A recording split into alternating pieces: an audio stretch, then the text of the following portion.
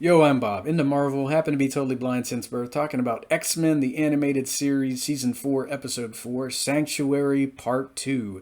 This one premiered on October 28th in 1995, and it is Episode 49 of the animated series if you're watching it chronologically. So, there are spoilers ahead. If you haven't watched this nearly 30-year-old episode, I would advise you to do that first, or you're going to get spoiled. That being said, jumping right in, and you were warned. So at the beginning of part two, you have Gambit, who is very brave and decides to hold off all the mutants. They believe that the X-Men have jettisoned the chamber into space with Magneto inside it because Cortez is very loud, he's very mouthy, he has ways of manipulating people into thinking exactly how he wants them to think. So sneaky little weasel that he is, everyone is, of course, siding with him. He's very loud. He's playing the drama king here. He's very he's a very good stage actor, I think. Just constantly bellowing dramatic things. Traitors, he calls them as the episode begins. Mourning Magneto's loss and blaming the X-Men. So you've got Beast and Xavier headed to the shuttle. And right when they leave, you have Eric's voice reassuring the audience that I live. So he's just fine. And I remember watching this for the first time as a kid and thinking, well, maybe they're going to take him off the show for a bit. Maybe he's actually done for. But no, we're reassured right away that he may be in space, but he's fine. You know, he's Magneto. They're not gonna unalive him. But I love that scene at the end of the previous episode where Cortez just saps him of all of his powers and shoots him into space. But unbeknownst to Cortez, the asteroid cameras, they have the receipts, so that's going to come back to bite him in the butt later in the episode. When Beast and Xavier touch down, it's a very rough landing, and you've got Rogue, who is frantically searching the wreckage of the shuttle for Gambit. And this is just another one of those instances in which we get to see just how much Rogue cares for Gambit, even though she's constantly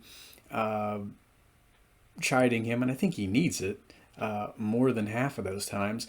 Even though she's constantly giving him what for, she really does care a lot about him, loves him, I do believe, even at this point.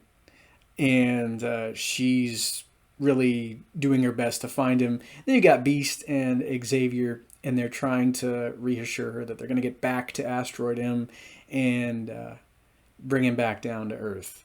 And one of my favorite scenes in the episode is when you've got this G-Man showing up, and he's asking, which one of you is Charles Xavier? And I'm like, buddy, don't you watch TV? I mean, I can't see the guy, and even I know who Charles Xavier is. Don't you have a TV? Have you not been keeping up with current events? This is a really popular guy, but you've got this guy asking, which one of you is Charles Xavier? And so we get Xavier headed to talk to President Kelly, and he asks to go back up.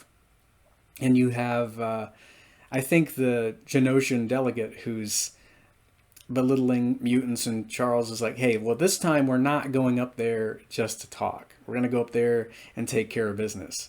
And so you've got Rogue heading up. You've got Wolverine along with Rogue. So we do get a bit of Logan in this episode. And he doesn't steal the show. I like that he's in some episodes of the animated series, but he's not in every one of them. Even though he is in this one, in spite of what some fans and some articles have said about him over the last couple of years, he really just does what he's supposed to do. Cuts things with his claws, he delivers a few one-liners, but most of this episode is focusing on, Gambit on Asteroid M. He's being tortured by Fabian Cortez, or Fabio, as one of my family members used to call him mockingly whenever we were watching the episode. I can't remember who that was either. They didn't like his character. They always, like me, thought he was a weasel. And whenever he would come on screen, they'd be like, oh, there's Fabio again. And so you've got Gambit being tortured by Fabian. He is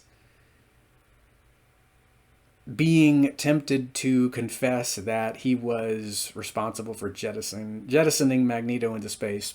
He's asked to say that there are four lights, so to speak. If you've ever seen that Star Trek The Next Generation two-parter Chain of Command where Picard's tortured by that one Cardassian, it's kind of like that situation with Gambit here. He's, basically being forced into saying that up is down and all that good stuff. But Gambit being Gambit, he takes it. He calls Cortez a slimy little crawfish at one point, and he takes what Cortez can throw at him. I wish we could have gotten a few instances of Gambit's past, because for him to just go through this on Asteroid M, something always used to make me want to believe that this guy had been through similar instances of torture back in the day. I don't know how bad things were for him when he was a teen or perhaps a young adult, but you get the sense that, even though Gambit is grunting and groaning throughout the episode, he does not crack. And it was one of my favorite bits with him in the entire animated series, because Gambit's just not breaking, and Cortez is yelling at him, running his mouth. Gambit's not going to say nothing. He's not going to tell Cortez what he wants to hear. He's basically mocking him here and there. And, Amelia is beginning to suspect Cortez of being exactly what he is, a little weasel. So, she's trying to ask Gambit some questions, and I love how logical Gambit is. He's like, well, have you ever wondered how Cortez got to Magneto's chamber so fast? Because his room is on the other side of the asteroid. He was like, yeah, that is kind of interesting. So she goes and she gets the information she needs, because apparently Cortez has been recorded and the cameras have saved everything. There's no audio description, as I've said in other videos, so I tend to wonder how she managed to go about getting the info. It's just computer hacking, I would imagine. She probably goes through some files, but she gets what she needs. And, then you've got the fight scene when the X-Men show up to free Gambit. And Cortez is... Well, before that, he actually threatens the world leaders. Either you guys free all of the mutants, or there's going to be trouble for you, because we have a whole bunch of missiles up here, and we're going to fire all the missiles. And I wonder who all is watching him. I found out years ago from, I think the website was TV to Me at the time. They had a few notes, and I think they mentioned Deathbird and Apocalypse watching him as he was delivering his little ultimatum. And it makes sense, too, because there's this one point where you hear all this beeping, and Cortez, his voice sounds a bit filtered, as if it's coming through some alien view screen. And that, well, I'm 80-something% sure is where we see Apocalypse and Deathbird watching this guy. And I love that. They don't say anything, but Apocalypse is taking an interest in this guy. He knows that Cortez is a firebrand of a character, and Apocalypse has his uses for interesting individuals like Cortez. So then you've got the fight scene when everyone shows up on Asteroid M. Amelia plays the footage for everyone, and of course everyone automatically says, "Oh, Cortez, yeah, he's the guilty one." I'm like, guys, he's loud, he's obnoxious, he's very melodramatic about everything. He was dressed down by Magneto in the previous episode for firing some missiles prematurely, for starting a ruckus. That makes me think of one of the Nasty Boys. And yeah, you've got another instance in the episode where Magneto, I think he's pretty much healed, but before the big fight scene starts, he he yells dramatically, "I live!" So it's like, hey, Eric, how's it going, buddy? Glad you're okay. And then we find out later on that Earth's magnetic field has healed him, as he's explaining to everyone when he shows up on Asteroid M, because Cortez is not doing so hot, so he just decides to fire all of the missiles. I don't think he even says where he wants them fired. He just says, fire all the missiles. Missiles, as he pronounces it. So I guess he didn't really have any targets on mind, in mind, rather. And he just fires them all, trying to cause chaos and pretty much hurt everyone. But Magneto shows up when things are at their bleakest, and he saves the day. And it's one of my favorite scenes in the episode because, I mean, in season 1 of this show, Magneto was so full of frustration, hatred toward humanity. And here he is. He's got to watch his dream die. And at the same time, he still has to be responsible for saving some folks that are always going to hate him, always going to be afraid of him. They're never going to want to listen to reason. And it's a really, I think, a heartbreaking scene because he chooses to stay behind and watch Asteroid M shatter. And Xavier is begging him to come with him. And he's like, yeah, don't concern yourself. I'll survive this, but I need to see this through to the end. And he decides to stay behind. Of course, he's fine. And I think he's once again reassuring the audience as well. I'm going to be all right. You know, I've already been healed, so I'm fine. I need to have a moment with the asteroid, and this kind of sucks for me, so just kind of give me some space for now. I'll be fine. And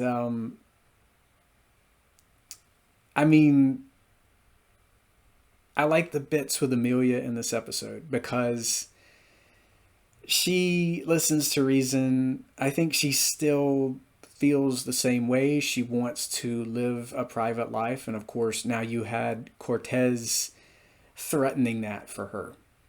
She is not able to live a quiet life. She's got to deal with this Weasley character. And then after that, you know, I like how she and Charles have this moment where she says, well, you know, I've followed Eric's dream. Now I want to see what's out there for me. So, you know, she's kind of deciding to do her own thing before the episode ends.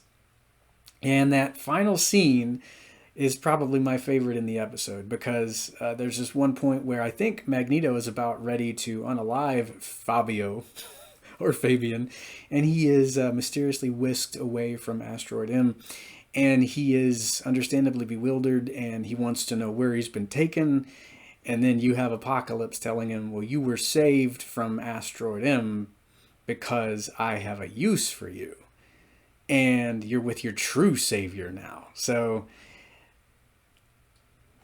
you know, Cortez wants to know who he is, and then you have Apocalypse laughing maniacally, and, you know, you hear those familiar sounds of his servo motors as his, you know, armored legs are taking him, I would imagine, into the camera spotlight. Or maybe you'd see his hands first, and you might see him coming out before the end of the episode.